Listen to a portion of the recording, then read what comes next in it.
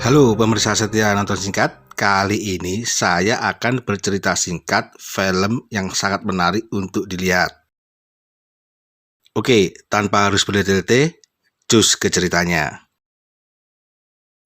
Di California Selatan, Bruce tinggal sendiri, jauh dari pemukiman warga dan membiasakan tidak menggunakan HP dan televisi. Suatu hari ia menerima surat dari seorang penulis, William Dugan, meminta bantuan Bruce untuk sedikit menorehkan tulisannya pada buku selanjutnya.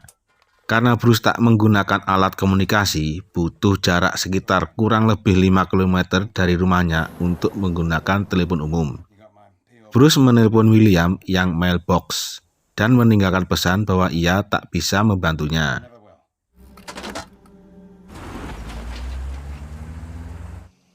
Di hari berikutnya, seorang kurir memasuki wilayah kediamannya, mengantarkan sebuah paket yang dikirimkan oleh William. Bruce membuka paket yang isinya tinta mesin ketik.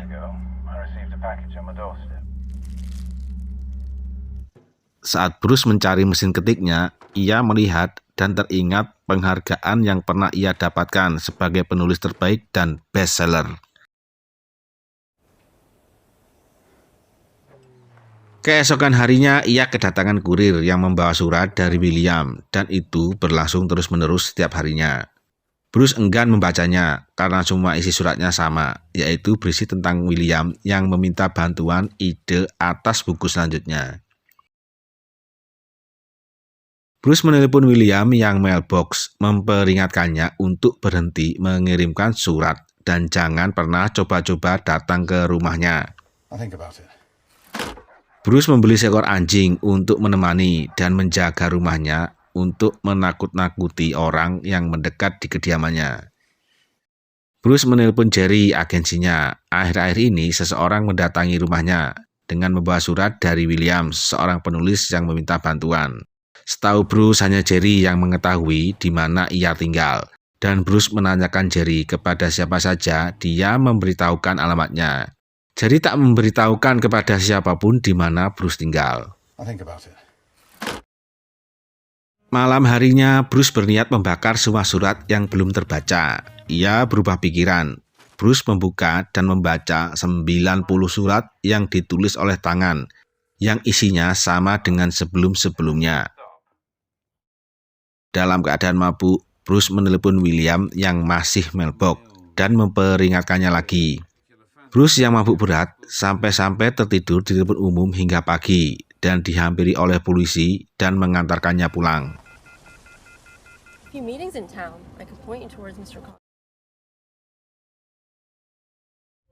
Bruce penasaran dengan William. Ia menelpon yang laki-laki mailbox untuk bertemu di sebuah kafe di siang hari. Di sana, Bruce menunggu beberapa jam dan menghabiskan beberapa cangkir kopi. Namun, William tak kunjung datang.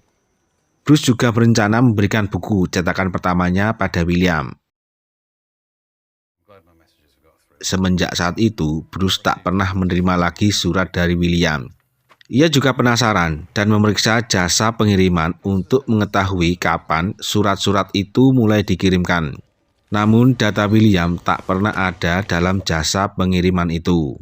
Bahkan, mobil yang digunakan berbeda dengan yang datang ke rumah Bruce.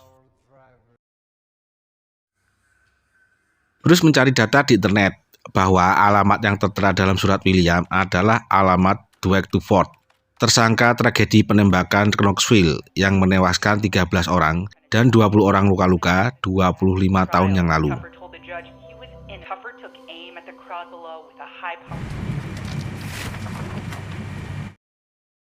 Malam harinya, Bruce menelpon William dengan penuh emosi agar tidak mengganggunya lagi. Ketika ingin kembali, anjing Bruce memasuki salah satu rumah yang ada di sana.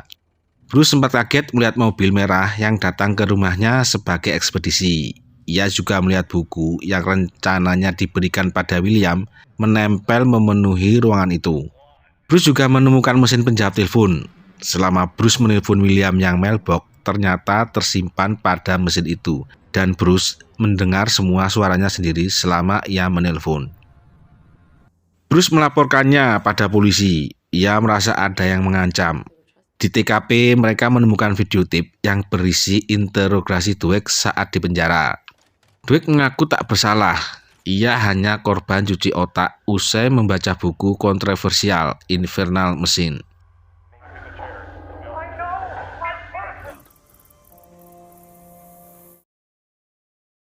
Bruce memberanikan diri mengunjungi Dweck di penjara dengan nama samaran Richard. Ia menanyakan tentang William dan buku itu. Dweck menceritakan tentang isi buku yang berisi tentang ketuhanan dan kefanaan keberadaan kita. Di akhir waktu berkunjung, Dweck juga mendapat pesan dari William bahwa suatu saat akan ada pengunjung yang datang dan Dweck akan menceritakan buku itu. Maka seseorang itu adalah Bruce, sang penulis buku kontroversial Infernal Machine, yang dimana dia juga yang membuat Dweck masuk penjara. Dweck menyadari dengan apa yang ia katakan dan ia tahu bahwa Richard adalah Bruce. Setelah kembali dari penjara, di rumahnya Bruce mendapat paket yang berisi telepon khusus sambungan ke Jerry, agensinya. Bruce kaget ketika Jerry mengatakan bahwa karya Bruce dan William sangat bagus. Bruce tak merasa ia menulis karya yang baru. Karena penasaran, Bruce meminta Jerry mengirimkan naskah itu via faksimili. Saat membacanya, Bruce tambah terkejut. Ternyata selama ia mulai mendapat surat dari William, apa yang dilakukan selama ini, seperti di mana ia menelpon Saul, nama anjingnya yang baru ia beli, dan di mana ia tinggal, tertulis semua detail pada naskah itu, terkecuali pertemuannya dengan polisi wanita. Bruce yang kalut dan stres menenangkan diri di sebuah kafe. Di sana ia melihat berita tentang Dweck yang melarikan diri dari penjara. Berita itu juga menampilkan foto ke-13 korban Knoxville yang dilakukan Dweck. Bruce melihat ada yang aneh dengan nama-nama korban. Ia mencoba mengambil huruf depan beberapa korban, yang kalau dijadikan satu menjadi nama William Dugan. Sepulangnya dari kafe, Bruce mendengar sesuatu sinyal yang aneh di radio ketika melewati menara. Ia mencoba mendatangi tempat itu dan masuk ke dalam bangunan yang dimana Bruce menemui seseorang yang ia kenal 25 tahun yang lalu, bernama Elijah. Bruce yang kaget mengira Elijah telah tiada. Elijah telah mengakui dirinya sempat meninggal, namun hanya 19 menit saja. Di situ, Elijah mengungkapkan kekecewaannya pada Bruce. Selama 25 tahun, Elijah tak menyangka bahwa Bruce telah mencuri karyanya.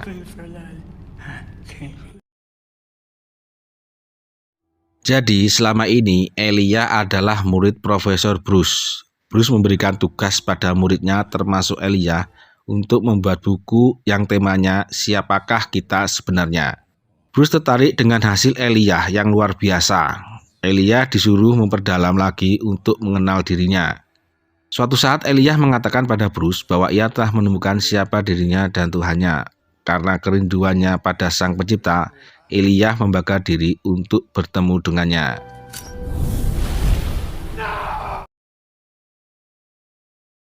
Apa yang dialami Elijah dituangkan dalam beberapa lembar kertas dan dijadikan buku berjudul Infernal Machine. Karena Elijah telah dianggap meninggal oleh Bruce, akhirnya buku itu dipublish dan Bruce sebagai pengarangnya.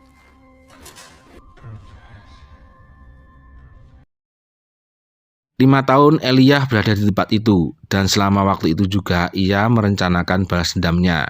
Elijah ingin Bruce musnah bersamanya dengan merakit sebuah bom yang berada di dalam gudang itu. Bruce merasa menyesal dan meminta maaf atas perbuatannya. Ia akan mengirimkan surat pengakuan dirinya pada Jerry, agensinya. Namun waktu semakin sempit, bom pun meledak. Bangunan itu hancur beserta Elijah di dalamnya.